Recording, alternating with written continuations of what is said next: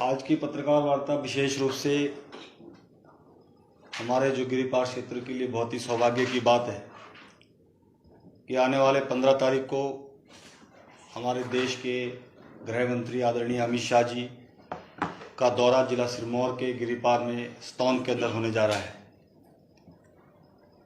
और जिस प्रकार से आदरणीय अमित शाह जी ने हमारे गिरिपार क्षेत्र के लिए जो बहुत बड़ी सौगात दी है कि गिरिपार की 154 पंचायतों को जो जनजाति का दर्जा दिया है, उसके लिए आभार रैली जो हम लोग गिरिपार के लोग उनका धन्यवाद करना चाहते हैं, उसके लिए उन्होंने हमें 15 तारीख का समय दिया है। और 15 तारीख को 10 बजे जो है आदरणीय अमित शाह जी स्तौन में एक बहुत बड़ी जनसभा को संबोधित करेंगे, जिसमें कि पूरे जिला सिरमौर से विशेषकर गिरिपार क्षेत्र से जो जनजातीय क्षेत्र हुआ है, लगभग 30,000 से अधिक की रैली करने का हम लोगों का टारगेट है। और उसके लिए सभी तैयारियां बड़े जोरों शोरों से हम लोग कर रहे हैं। हम तमाम गिरिपार की जनता आदरणीय अमित शाह जी का गिरिपार क्षेत्र आने में बहुत बहुत स्वागत और बहुत बहुत अभिनंदन करते हैं। और जोर शोरों से कार्यकर्ताओं में, लोगों में, गिरिपार के लोगों में उनके लिए एक बहुत बड़ा उत्साह है। और 15 तारीख के लिए सारी व्यवस्थाएं सभी मंडल स्तर पर जो है उसकी सारी रणनीति बना ली गई है, सारी व्यवस्थाओं के लिए काम लगा है। और बहुत बड़ा उत्साह अमित शाह जी को लेकर जो है गिरिपार के लोगों में है। हम उनका सभी लोग बहुत आभार व्यक्त करेंगे कि उन्होंने हमारी जो 55 वर्ष की पुरानी मांग थी, जिसको कि अब असंभव ही लग रहा था कि शायद वो मांग हमारी कभी पूरी ना हो, लेकिन आदरणीय अमित शाह जी ने जिस प्रकार से पूरे देश में वो अपने फैसले के लिए जाने जाते हैं और उन्होंने अनेकों फैसले पूरे देश के अंदर जो किए हैं, उसी में एक हमारा गिरिपार का फैसला भी था, जिसको उन्होंने अंतिम रूप दिया है और हमारी लंबित पड़ी मांग को जो है उन्होंने पूरा किया है। इसलिए हम सब गिरिपार के लोग उनका स्वागत करेंगे, अभिनंदन करेंगे और आप सब लोग भी उसमें आमंत्रित हैं। यही मुझे आप लोगों से आज बात को कहना था। कितने लोग एकत्र हो जाएंगे? लगभग 30,000 लोगों की संख्या की रैली हम लोगों ने करी है। उसी हिसाब से हमने वहाँ पर ग्राउंड तैयार कर रहे हैं, ग्राउंड की तैयारी हो रही है और 30,000 से अधिक की संख्या का हम लोग जो है गिरिपार के लोग उनका स्वागत करेंगे। शिलाई से पोर्टा का रास्ता कितने घंटे का है? शिलाई से पोंटा का रास्ता 2 घंटे। आप वहाँ के जनप्रतिनिधि हैं? नहीं, मैं न्यू जनप्रतिनिधि पहले थे? हाँ, पहले थे। वर्तमान में आप खाद्य एवं आपूर्ति विभाग के उपाध्यक्ष हैं। तो क्या वहाँ की जो जनता आपसे मिलना चाहे तो वो 2 घंटे का सफर तय करके आएंगे? कहाँ के लिए? शिलाई की। सिलाई के लिए? क्यों, हम तो सिलाई होते हैं, लोगों को मिलने खुद ही जाते हैं। महीने में कितने दौरे होते हैं? रोज ही वही है, कॉन्जेंसी में ही है रोज। ये ओबीसी वाला क्या चला हुआ है? ओबीसी वाला क्या चला हुआ है?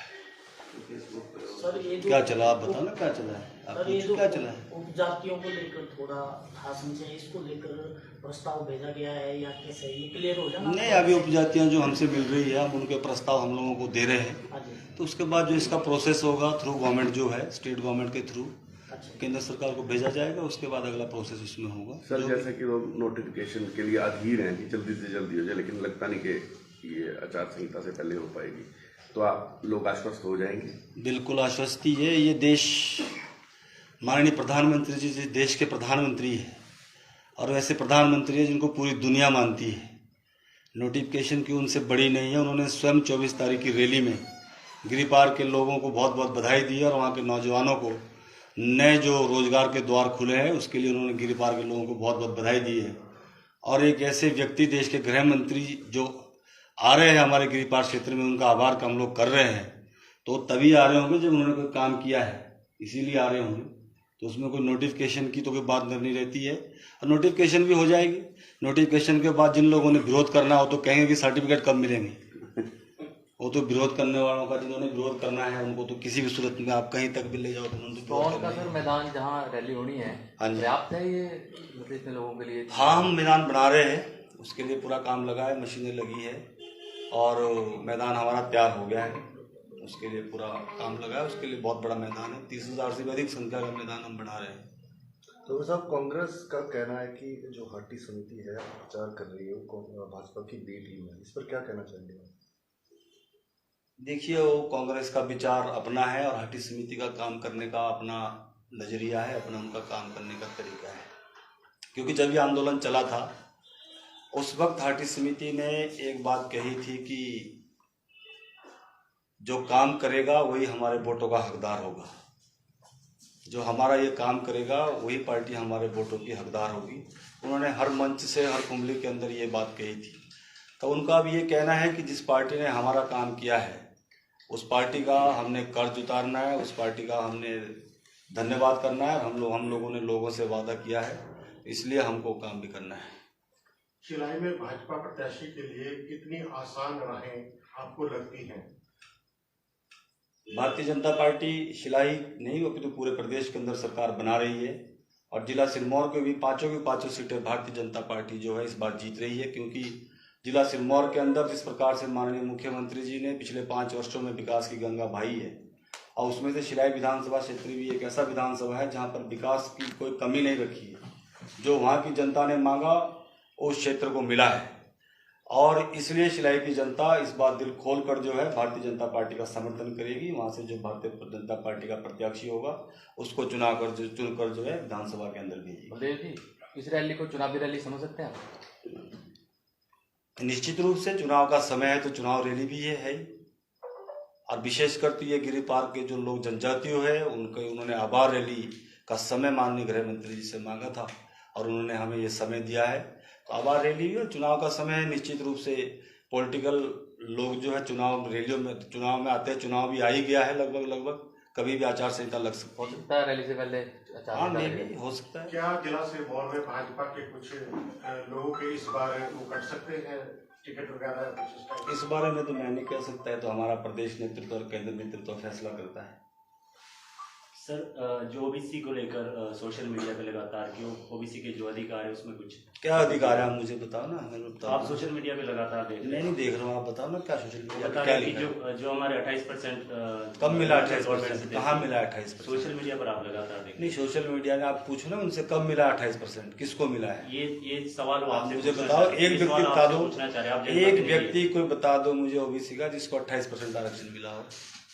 हिमाचल प्रदेश के अंदर ओबीसी का जो आरक्षण है वो 12% से लेकर मैक्सिमम 18% तक मिला है और उसमें भी राइडर है। ओबीसी के ऊपर एक राइडर है जिसमें कि 4 कंडीशंस है।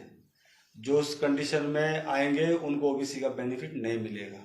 जिसके पास कार है उसको नहीं मिलेगा, जिसका पक्का मकान है उसको नहीं मिलेगा, जिसकी 10 बीघा सिंचित भूमि है उसको नहीं मिलेगा और जिसकी 8 लाख से अधिक इनकम है उसको नहीं मिलेगा। हर साल ओबीसी का सर्टिफिकेट रिन्यू होता है और फिर हिमाचल प्रदेश के अंदर ओबीसी का जो इस परसेंटेज के अंदर फाइट करते थे और लगभग 27.5 लाख से अधिक की आबादी प्रदेश के अंदर ओबीसी की है और जनजाति में अगर हम 7.5% पे फाइट कर रहे हैं तो अब सिर्फ एसटी की आबादी 5.5 लाख रह गई है, तो उसके अंदर उनको फाइट करना है। आज ओबीसी के लोग आप सोशल मीडिया पे पता नहीं कौन लिखते क्या लिखते हैं, मैं नहीं जान सकता, लेकिन जहां हम क्षेत्र में जा रहे हैं कहीं भी ओबीसी के लोगों में कोई रिजनमेंट नहीं है। किसी भी गांव में, जिस गांव में मैं जाता हूँ, कल भी मेरा टिटियाना गांव कितना बड़ा गांव है हमारे ब्राह्मण समाज का, वहां पर बहुत बड़ा कार्यक्रम हुआ है। सभी लोगों में बहुत खुशी है जनजाति को लेकर, कोई ऐसा विरोध की कोई बात नहीं है। ये तो एक सोशल मीडिया में कांग्रेस के जो लोग हैं जिनके पास कोई प्रचार के लिए कुछ नहीं बचा है, तो कुछ ना कुछ तो उन्होंने बोलना है, इसलिए बोलेंगे। एससी कास्ट के जो लोग हैं जो मंच पर बड़ी भीड़ भी काफी दिखाई दी है कई बार, उनकी नाराजगी को आप क्या समझते हैं और अभी तक उस तरफ आपने क्या कदम उठाए हैं? नहीं, उनकी तब कोई नाराजगी नहीं। उनकी नाराजगी पहले थी कि हमको जनजाति में नहीं रहना है, तो सरकार ने जो है उनकी मांग को माना है और उनको उसमें से एक्सक्लूड किया जाएगा। अब सभी लोग अपने अपनी जगह, जो जिस पार्टी में थे सब लोग काम कर रहे हैं, अपने अपनी जगह काम कर रहे हैं। तो आपको लगता है कि ऐसी जो कास्ट है वहाँ के बिल्कुल निश्चित रूप से जो लोग भारतीय जनता पार्टी के समर्थक है भारतीय जनता पार्टी में ही है। एफिडेविट दिया इस टाइप का किसका? एसपी वालों तो आपको एफिडेविट दिया उन्होंने इस बात का जो पूछ रहे हैं, उनसे पूछो ना यार। जो डिमांड कर रही थी कि हमें भी जो है वो एसटी में शामिल किया जाए, कुछ और हाँ, उनके प्रस्ताव हमारे पास आए हैं और हम अभी राजगढ़ गए थे, वहाँ भी वो लोग मिले थे माननीय सांसद जी से भी मिले थे और आपके नौराधार में, हरिपुरधार में, शिलाई में, सभी जगह लोग मिले हैं। तो उनकी रजिस्टर्ड समितियां हो रही है, जहाँ जहाँ भी रजिस्ट्रेशन उनकी नहीं है वो सारे उनके डॉक्यूमेंट लेकर उसको जो उसका प्रोसेस होगा प्रदेश सरकार के माध्यम से उसको दिल्ली के अंदर ले जाएंगे और हम उसमें पूरा प्रयास करेंगे कि जो इसमें एडिशन होना चाहते हैं उन लोगों को इसमें एडिशन किया जाएगा।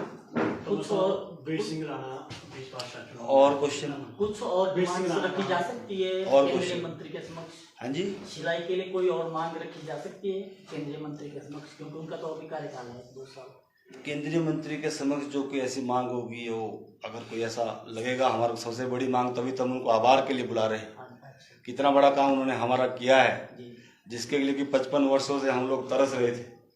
अभी तो हम मात्र उनका आभार और धन्यवाद करने के लिए जो है हम लोगों ने उनको बुलाया है, उनका धन्यवाद करेंगे। Thank you.